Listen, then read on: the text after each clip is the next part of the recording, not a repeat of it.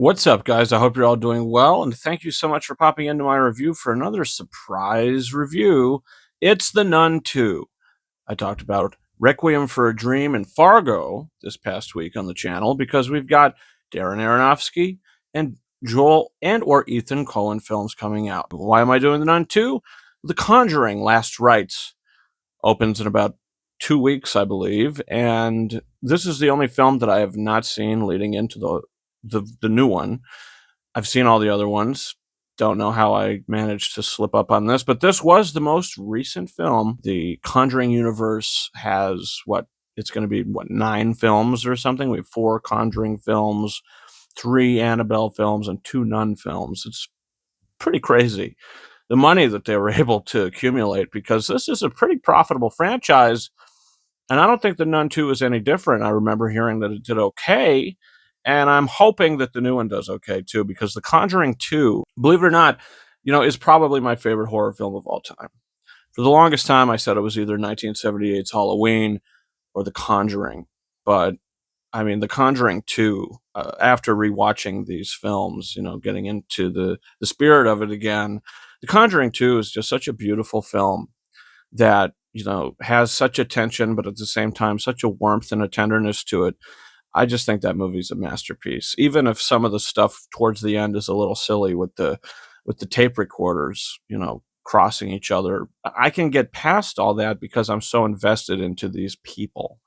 So I'm really excited to see this next movie. So The Nun 2, though, is it good? No, it's not. It's not good. So I'm not really here to shed positivity on this film, other than awareness of the universe, because we're going to be having another one of these films coming out. Yeah, The Nun 2 is not terrible, but after rewatching these movies, I have a newfound appreciation for some of them, but some of them just got worse.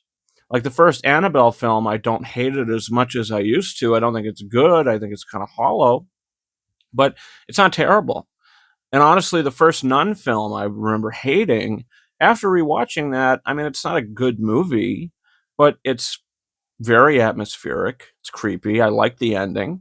I like the beginning. I like some sequences in the middle. It has a lot of moments, just a lot of empty moments, but it's like a haunted house film in a sense. I don't know. I think it's kind of okay, the first Nun.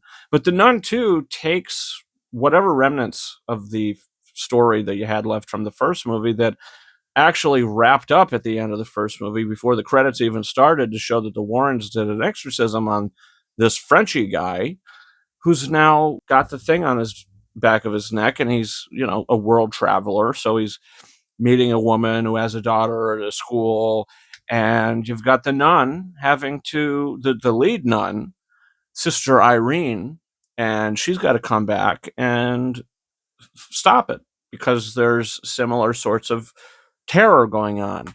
So she's sent to go because the pastor from the last film they killed off, which I was really disappointed because I liked him. I didn't know if he was going to be in this or make a cameo, never did. So that was a little disappointing. So can she fully lead the film on her own? Kind of. I mean, she's a good actress. She's not as good as her sister, Vera Farmiga, but she's okay. So you don't really have a lead in this film because the Frenchy guy is in it a lot. There's just a lot of storylines in this film that I feel like could have just been really narrowed and focused into something else. I mean, you get a storyline where the little girl is being bullied at the school and the thing on his back, and for some reason he's able to be Frenchy at times, and then other times he's possessed. Like, he's not possessed 24/7, so the thing gets to choose when it takes over him, I guess. I don't know. He's allowed to have these tender moments that lead to something pretty terrifying. So I liked some of the sequences in the middle of the film. I didn't really care for its opening or its ending, to be honest with you.